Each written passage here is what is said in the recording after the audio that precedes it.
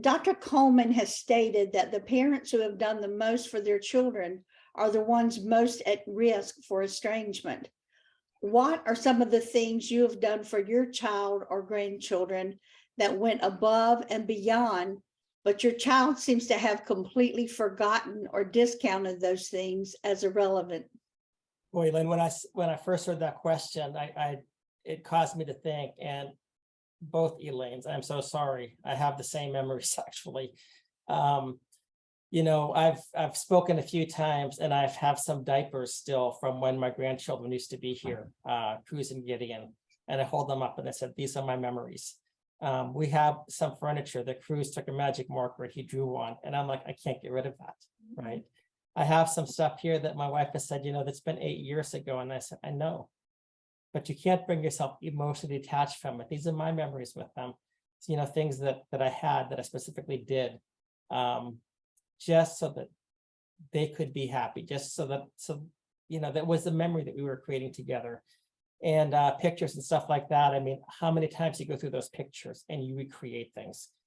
With regard to the question that it was, parents who have done the most for the children are the ones who are at risk for estrangement.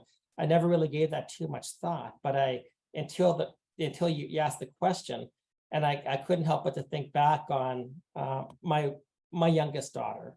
She's the one that has basically kept the grandkids away from me, and it spread because she spread that as well. But all I remember is that she sent me this one text message, probably the best text message I've ever received in my life. And the text message went, Dad, I hope you are always in Cruz and Gideon's life because you're good for them. And I know that if you're in their lives, they're going to turn out okay. And then 2 months later, or less than 2 months later, you'll never see them again. You're the worst person in the world. And it all happened because of a CPS call, which I had nothing to do with. Complete misunderstanding, complete fabrication.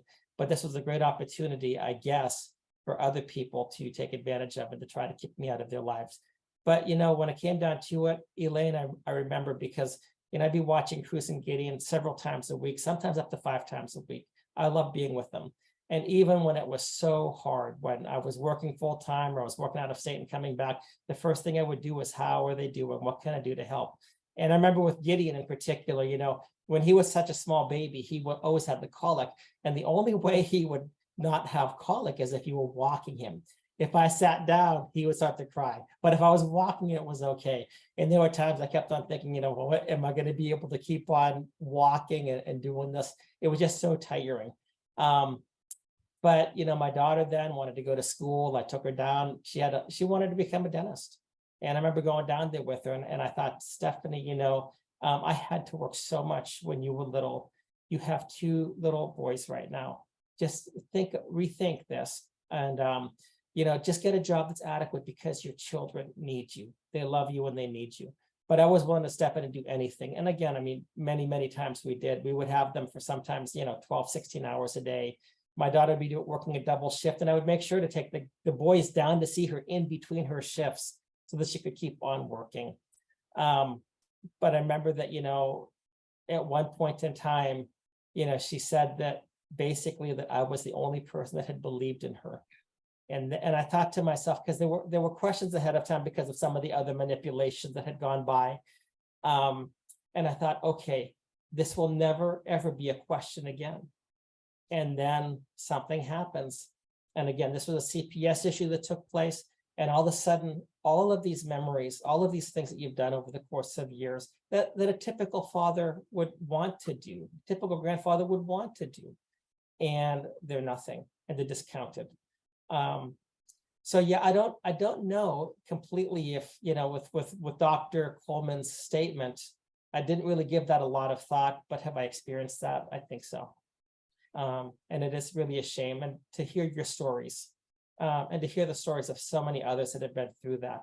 And what's really painful is when others turn around and try to make you look like somehow you're not a caring grandparent, somehow that you deserved it, when it was just the opposite. And I guess that's really all I have to say. I mean, love my grandchildren.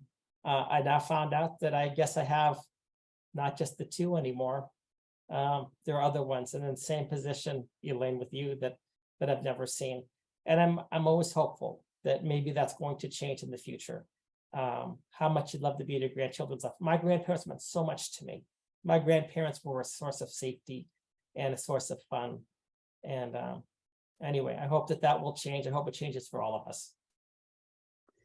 Thank you, Jeff. I know this was supposed to be about adult alienated children, but it also has to include the grandchildren as well, that, you know, you guys have been kept from, that you had a relationship with. Jeff, now you have some that you don't have, never met, as I have with our dare.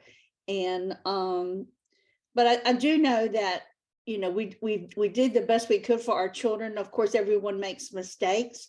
You're a human being, but there should be nothing that can't be reconciled and talked out, no matter what it is. It's a matter of, let's talk it out, than not knowing what's wrong, what is the problem. As in our situation, we've never been told. After 12 years, we have no idea, never been told. But yeah, we just have to keep going on and do the best we can. And I really appreciate this really touching episode today from both of you. I know it's been difficult to discuss some of these things, but yet others can relate to it. And I think that we need to be grateful that we have those who will come forward and professionally, shall I say, share their, you know, your situations in a good manner, whereas some can't do that. And I wish that we had more, but I do appreciate y'all and everything you do, and everything that you do in the work that you do for Alienation as well, both for parents and grandparents. So thank you for all that you do.